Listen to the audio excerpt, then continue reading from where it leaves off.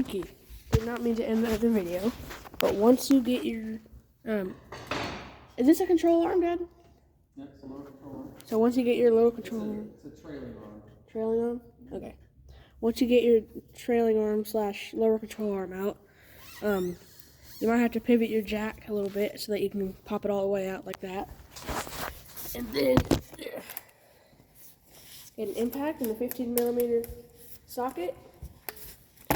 And then you come back here and you want to take out these 2 bolts right here. That'll help get your caliper off. So take those out.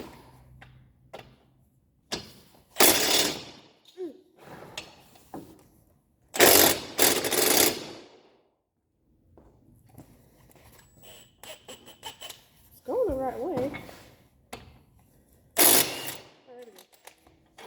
This was just tough. Alright. Ah, crap. Did I put it in there? Nope. Okay. Ow. I want to get you a little bungee strap or something and just make sure so that it won't fall off.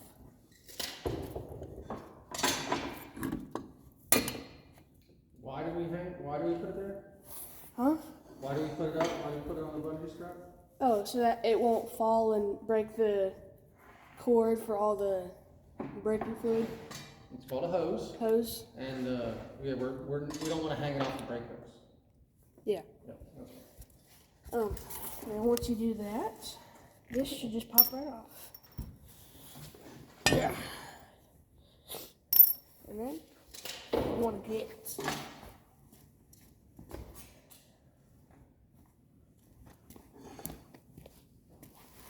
one of these, pop it right in there, and then fill it with grease.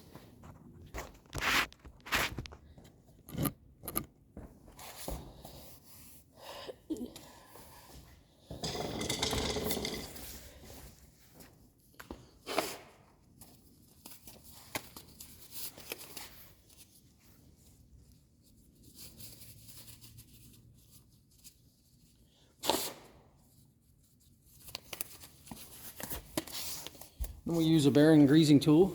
So it's a specialized tool. Zerk on the front.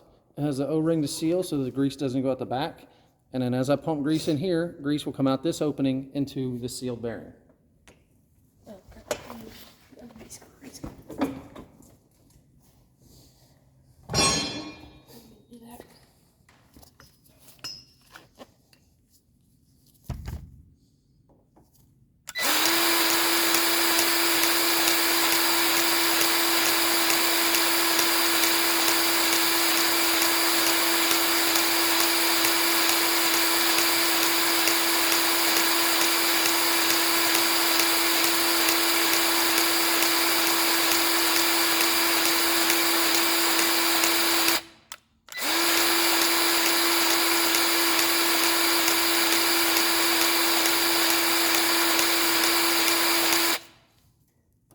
Guns out of grease. No? Okay, okay. It must be coming out the back. What? It must be coming out the back. Yeah, working. Hey, the grease here? No, we're good. So what happened was this thing relies on the axle shaft to be seated in the back of the hub to hold the bearing grease, or to hold this grease as I pump it. And if the axle has slid out a little bit, it just creates a void that needs to be filled with grease before it'll start coming out the front. So what I did was halfway through I stopped pumping the grease in, and then I grabbed the axle shaft on the back side and pushed it in just 30 seconds of an inch until it's seated. And then as soon as I started pumping grease again, it started coming out the front. Grab another rag. Paper towels. Yep.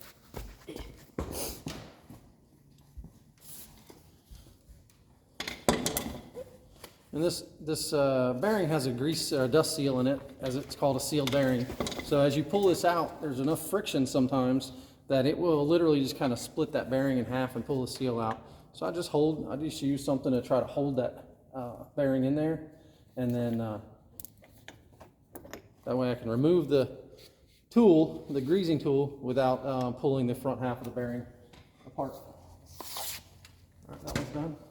Okay, thanks, We'll go to the other side first. All right, once you got all that done, next you want to get this back, pop it right back on there.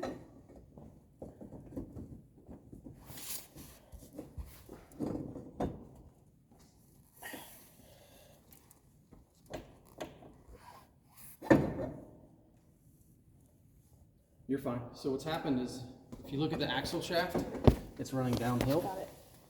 There you go. So you just have to push it in there. See, I think it's on the rock. Yeah. Okay. I'll tighten this up because there's a specific way where the washers and nut go. Right there's a washer and a big nut. I think it's in the bolts. It's all of it. How did you get back there? No, that's not it. That's not it. That's the other one from the other axles. So where's the nut? Is it in the socket? Yeah. Okay. I'll take that socket. Okay, and then I gotta go get a Cotter pin. yeah.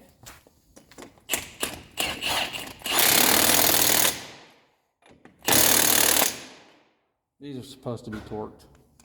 I don't torque them. It's unrealistic. Doing trail maintenance. So all I'm gonna do is tighten this up until it's nice and snug, and then just a little bit more until the castle nut aligns with the holes in order to put a cotter pin in it. I got it!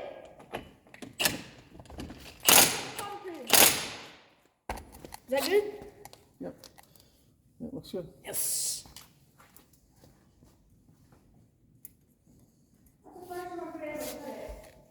Yeah?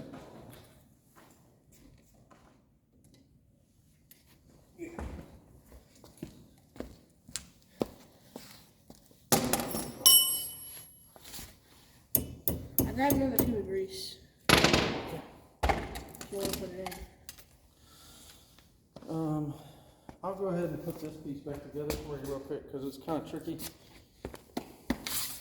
I don't know. Okay. I know. Just putting the control arm back in Oh, is okay, the I'm hard fine part. Because you have to lift this, pivot it, and then push this up at the same time. It's just kind of heavy. Okay. Brake pads still have a little bit of life left. Won't be long when we need a set of brake pads on here. Probably one more trip and then that's it.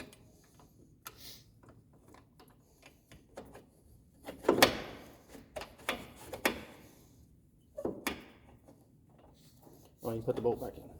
Huh? You put the bolt back in? You didn't take it out all the way? I thought I did. That's all right. It won't get lost. Oh no, it's because I had thought I left the little green. Need the other one? Oh yeah. I thought I left the little green bungee cord. I need the 15. Put on that.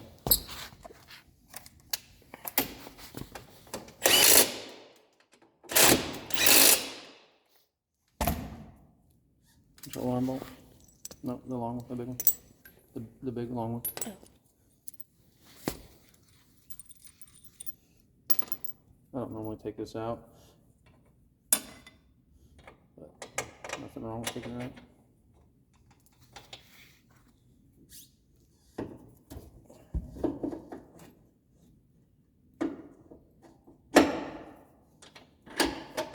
There you go. Wash her in the nut and tighten her up. Okay, thanks, Dad. You're welcome. Okay. So then you want to come back here. You want to get that washer back on there. Put your nut back on. And tighten her up. Which it is in 18. For this whole thing, pretty much the only sizes that you need are a 15 and an 18 millimeter socket and a wrench. And that's pretty much it.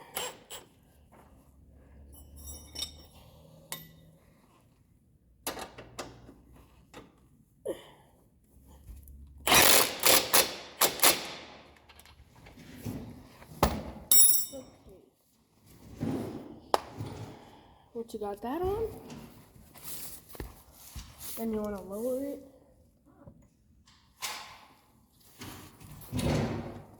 Just until you get your shock on.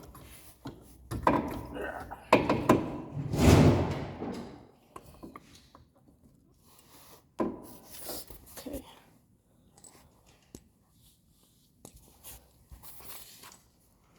Then you want to get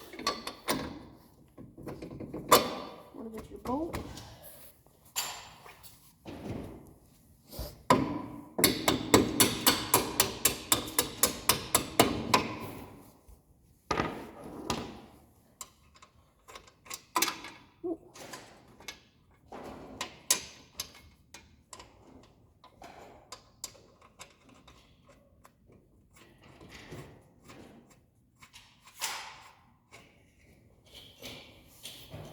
Then you want to get your 18mm impact socket, wrench, tighten your shock up.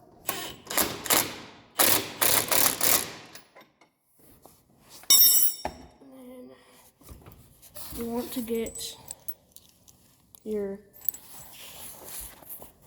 anti-roll bar bolt.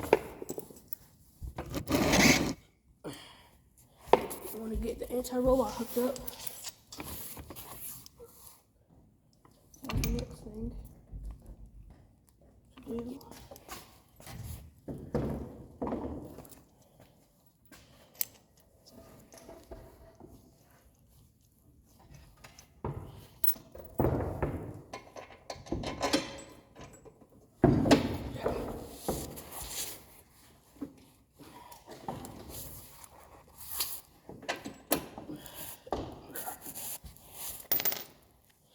You get the washer nut on.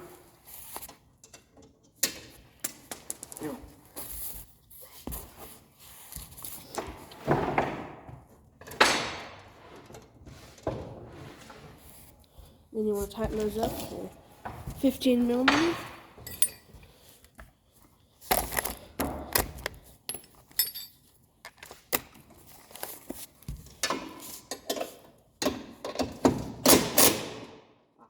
I always do the bottom one.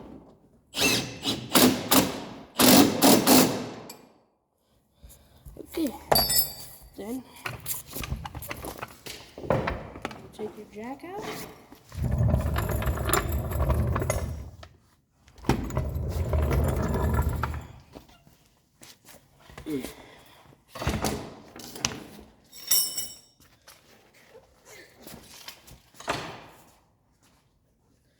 Grab the wheel.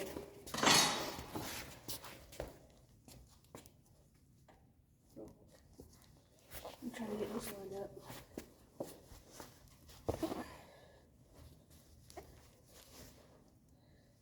Okay, here you go. Have fun.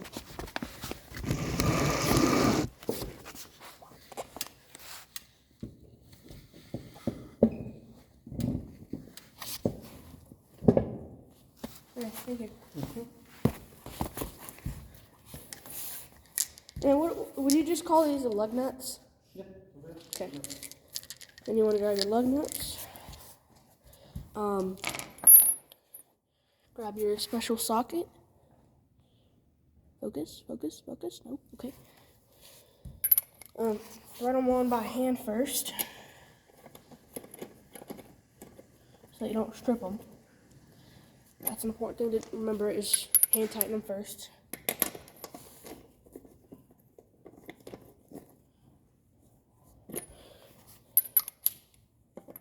This video is getting kind of long.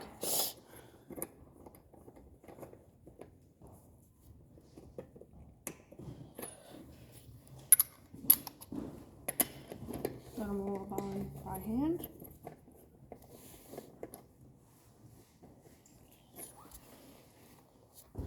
And you want to grab your impact. You want to get an adapter that will adapt it from this to this. It'll adapt from 3/8 to 1/2 inch. You want to get one of those adapters. Put it right on there. You want to get you 19 millimeter shallow.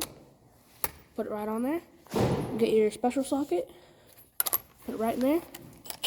And then you are free to tighten them.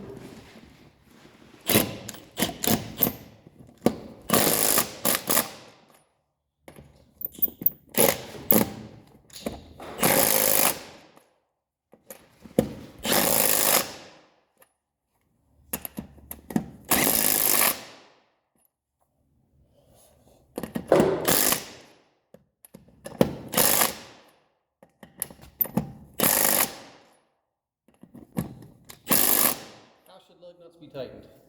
Huh? How should lug nuts be tightened, in what order? Oh, bing. Crisscross. Yep.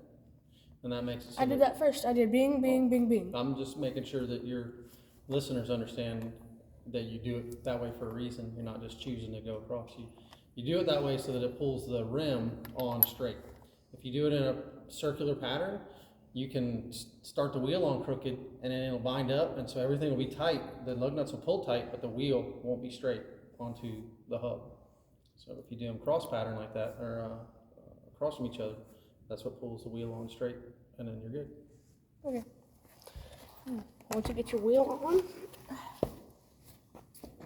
you can take the jack down.